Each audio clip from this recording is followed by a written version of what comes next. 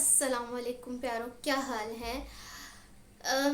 आज हम लोगों ने अपना थोड़ा सा लाइटिंग सेटअप चेंज किया था क्योंकि हम लोग खुद भी थोड़ा डल डल फील कर रहे थे। उस डल डल फील करने का रीज़न ये है कि हम अपने जिस व्लॉग के लिए सबसे ज़्यादा एक्साइटेड थे उसमें इतना बड़ा मसला आ गया है। मतलब मैंने पिछले कोई इतने दिनों से क्लिप्स जो संभाल के रखे हुए थे, पता चला वो सारी फाइल्स ही करप्ट हो गई। वो जो मैंने एक जगह किया हुआ तो पूरा फोल्डर ही करप्ट हो चुका है। मैंने इतनी कोशिश की कि मैं किसी तरह उसको रिकवर कर लूँ। उसके अंदर इंटरव्यूज़ रखे हुए थे जो हम लोगों ने वहाँ कायद-ए-आज़म रेजिडेंसी में, वहाँ के जो गार्डियंस हैं जो वहाँ पे कई सालों से नस्ल दर नस्ल चलते आ रहे हैं, उनके इंटरव्यूज़ रखे हुए थे। मैंने सब चला गया, कुछ भी नहीं चल रहा मेरे पास। तो अफसोस ये कि मेरे पास जो अब क्लिप्स मेरे पास मोबाइल के अंदर सेव थे, तो मैंने सोचा अब उन्हीं को यूटिलाइज़ करती हूँ क्योंकि कहानी सुनाना हमारा काम है। कहानी हमें मालूम है, हिस्ट्री भी हमें मालूम है। तो मैंने सोचा बिस्मिल्लाह करते हैं और हम उसी क्लिप से अपना व्लॉग कंप्लीट करेंगे, बिकॉज हम क्या कर सकते हैं, इट्स लाइफ। तो फ़िलहाल आप लोग इंट्रो देख लें।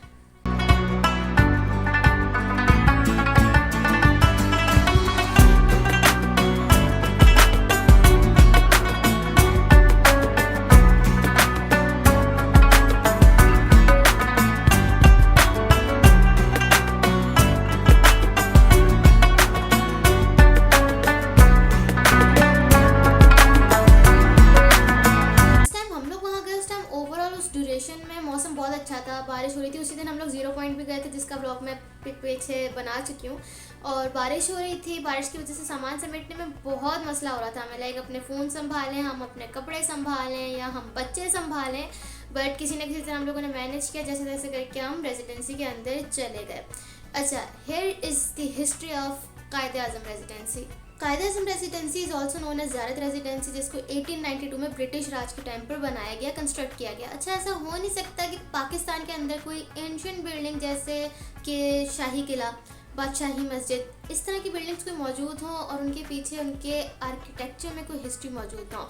शाही किले के अंदर शायद, मुझे नहीं पता कितने लोग ये बात जानते कि नहीं जानते, लेकिन उसकी हिस्ट्री है कि उसकी दीवारों को नॉर्मल सीमेंट या किसी और मटेरियल से नहीं बल्कि उसको दालों से बनाया गया। और जो लोग वहाँ जा चुके हैं, विजिट कर चुके हैं, एक टूरिस्ट के साथ प्रॉपर विजिट कर चुके हैं वहाँ पर, उनके बाद मालूम होगी। हाँ, ये अलग बात है कि जब उसको रिकन्स्ट्रक्ट किया जाता है, जब गिर जाता है, ज़ाहिर है बारिश होती है, हर वक्त मौसम एक साथ तो नहीं रहता, तो रुपये रिकन्स्ट्रक्ट करने में लोगों ने उसमें 2 नंबरी ज़रूर दिखाई है। इसी तरह से ज़ियारत residency is also made out of would, यानी उसकी बाहर की सीढ़ियों से लेकर उसके अंदर की छतों दीवारों तक, इवन के टॉयलेट्स तक उसके लकड़ी के बने हुए। और इतना इतना कोई हसीन किस्म का मंजर वो पेश करते हैं ना, जिसको आप रियल एस्थेटिक बोलते हैं ना आज के टाइम में। The building is the real definition of aesthetic. Like आप वहाँ देखकर बता सकते हो कि यहाँ पे यकीनन कोई क्लास की शख्सियत रहती थी। जितना सरप्राइजिंग स्ट्रक्चर बाहर से है, उतना ही सरप्राइजिंग स्ट्रक्चर अंदर से भी है। यानी आप जैसे ही एंटर होते हैं, राइट साइड पर आपको वो रूम मिलेगा जहाँ कायद-ए-आज़म यूजुअली अपनी कॉन्फ्रेंसेस अटेंड करते थे और वहाँ बैठकर चाय भी पिया करते थे। और वो इतना खूबसूरत लुक देती है ना वो, तो जब हम अंदर गए तो हमें पता चला, मुझे तो यकीन भी नहीं आया था कि the place where we are standing right now once Quaid-e-Azam used to stand here. And then उसकी जो लेफ्ट साइड पर जगह थी, वहाँ पर वो जगह थी जहाँ पर कायद-ए-आज़म किताबें पढ़ा करते थे या अपनी बुक्स वगैरह लिखा करते थे।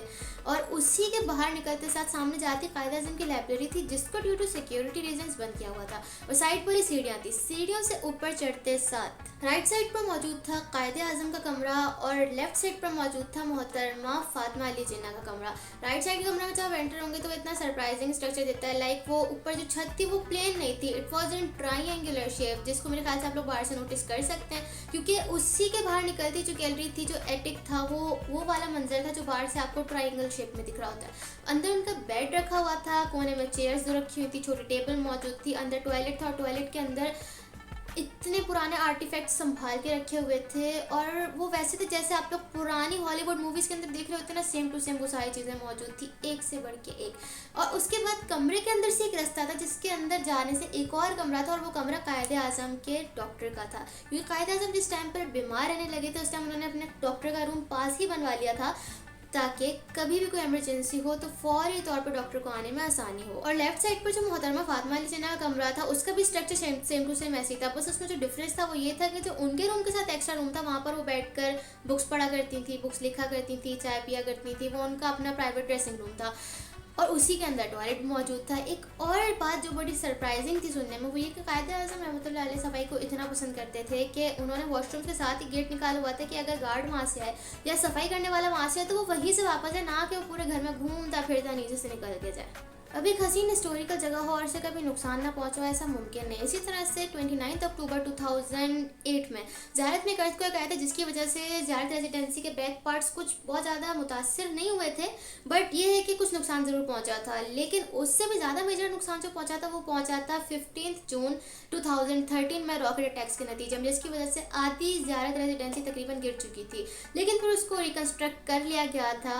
बट कायद-ए-आज़म की पिक्चर्स और हर वो चीज़ जो कायद-ए-आज़म पसंद करते थे, अब चाहे वो कोई बर्तन हो या चाहे वो कोई एसेसरी हो, शुक्र है वो किसी कंक्रीट के रूम के अंदर रखी हुई थी, जिसकी वजह से उसको ज़्यादा नुकसान नहीं पहुंचा। तो उसको कायद-ए-आज़म की पेंटिंग्स को उठा के बैक साइड पर शिफ्ट कर दिया गया था, जिसकी वजह से पहले जो चीज़ें आप लोग अंदर ही विजिट कर लिया करते थे, अब उसके लिए वो आपको अलग से स्पेशली बाहर पीछे लेके जाते हैं।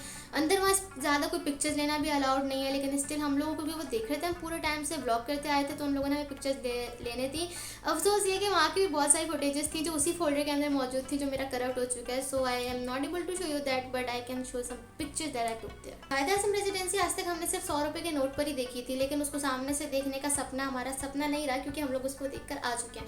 वहाँ पर बहुत सारी हिस्ट्री की ऐसी बातें भी हमें पता चली जो हमें शायद हमारी एसएसटी की पीएचडी की बुक्स में कभी भी नहीं मिलेंगी। और मेरे ख्याल से जो हमारे छोटी जो जनरेशन है, जो बच्चे स्कूल के, उनको मालूम होना चाहिए, लेकिन मुझे नहीं पता यहाँ पे बताया क्यों नहीं चाहता। Maybe lack of knowledge, lack of information, जो मैं वहाँ पे जाके पता चली। तो अगर आपको भी जानना है तो आप वहाँ जा सकते हैं, क्योंकि बहुत सारी चीज़ें जो उसमें पॉलिटिकल हो सकती हैं वो मैं अपने चैनल पर बिल्कुल नहीं बोलूँगी। रेजिडेंसी से होने के बाद हमारे पास ज़्यादा टाइम नहीं बचा था, तो हम लोग कहीं और नहीं गए, हम सीधा सीधा अपने गेस्ट हाउस आ गए, क्योंकि ये हमारा ज़ियारत में लास्ट डे था। हम लोगों ने आकर थोड़ा सामान भी समेटना था ताकि अगले दिन सुबह सुबह हम लोग निकल जा सकें। अब हमें पता चले कि भाई ज़ियारत में एक स्टोरेज डैम नाम का डैम भी है जो काफ़ी खूबसूरत है, तो हम लोग फिर वहाँ के लिए निकल चले। रास्ते में हमें एक डैम मिला जो खुश्क भी था। अब लोग ना यूजुअली इस तरह की चीज़ें कवर नहीं करते, बट आई थॉट कि नेसेसरी है। देखिए भाई, पॉजिटिव साइड सब दिखाते हैं, ये कोई नेगेटिव साइड नहीं है, बट ये लैकिंग है जिसको मेरे ख्याल से सुधारा जा सकता है, तो दिखाना भी चाहिए ना। लाइक जब तक हम लोग प्रॉब्लम को नोटिस नहीं करेंगे, हम उसका सोल्यूशन कैसे निकालेंगे। तो उस खाली डैम को भी भरें भाई, बारिशें होती हैं, क्या क्या नहीं होता, लोगों के पास सैलाब आ जाते हैं, तो इस तरह के डैम्स खोलें, सफाइयाँ करें, ताकि जो लोग सैलाब में पानी बह जाता है ना, वो पानी डैम्स के अंदर स्टोर किया जा सके। हम लोगों ने, मैंने भी बताया था कि जा रहे थे हम लोग एक डैम, वो डैम का नाम था स्टोरेज डैम। अभी हम लोग जाएंगे वहाँ पर, लेकिन रास्ते में हमें एक और डैम दिखा, तो हम लोग यहाँ पे जस्ट फॉर रिकॉर्डिंग्स और पिक्चर्स पर्पज़ के लिए रुके। पूरा खुश्क पड़ा हुआ है। आई डोंट नो अगर इसमें आ रहा है तो आ रहा है, क्योंकि धूप इतनी है तो मुझे ना स्क्रीन नज़र नहीं आ रही बेसिकली कि मैं क्या दिखा रही हूँ क्या नहीं। आसपास का व्यू तो बहुत खूबसूरत है, बहुत प्यारा है, लेकिन हाल कोई नहीं। इतनी बारिश और सबके बावजूद भी पूरा डैम खुश्क पड़ा और क्रीपी सा लग रहा है देख के। पीछे जिस डैम की हम लोगों ने बात की थी, storage dam, it's damn it's damn यार, स्टोरेज बहुत हसीन है, माशाल्लाह माशाल्लाह। अच्छा डैम है लेकिन झील जैसा दिख रहा है। अभी हम लोग आगे इसका रास्ता दिखाते हैं, किस तरह से कच्ची रास्ते से हम लोग आ रहे हैं, उसी कच्चे रास्ते से वापस जाना है।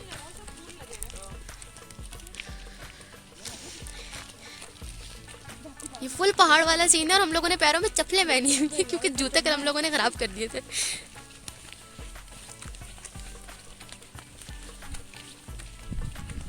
और यहाँ से व्यू चेक करो यूसरा, अच्छा लग रहा है।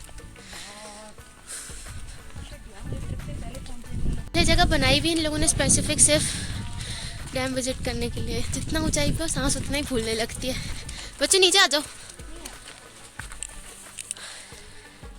इतने ग्रीड अगर हम होते ना अपने ज़माने में, हमारे अम्मा अब्बा ने यही से हमें डैम में फेंक देना था। बच्चे भी आजकल के। वहाँ डैम पे पहुँचने के बाद नीचे जाने का तो ऐसा कोई रास्ता नहीं था, मतलब था अंदर की तरफ से, लेकिन हम लोगों ने इतना अंदर जाके क्या करना था, हमें सिर्फ तस्वीरें लेनी थी, वहाँ पर कुछ मेमोरीज क्लिक करनी थी, वो हम लोगों ने कर ली। तो मेरे ख्याल में मुझे ऐसा लगता है कि हमें अपनी ट्रैवल व्लॉग की सीरीज़ यहीं पर ख़त्म कर देनी चाहिए, ठीक है, ताकि हम जल्द से जल्द और भी जगह ट्रैवल करें और फिर वहाँ के व्लॉग भी आपके सामने लाएं। तो ये 4 वीडियोस पे मुश्तमिल हमारी ट्रैवल व्लॉग्स की सीरीज़ का पहला पार्ट था, जो ख़त्म है, और अगला पार्ट इंशाल्लाह तभी आएगा जब हम दोबारा से ट्रैवलिंग पर जाएंगे। तो आपसे फिर मिलेंगे हम अगले दोबारा नॉर्मल लाइफ के व्लॉग में। देखते हैं अगला क्या होता है हमारी ज़िंदगी का इवेंट। तो मिलेंगे आपसे अगले व्लॉग में। अपना ख्याल रखिएगा। खुदा हाफिज़।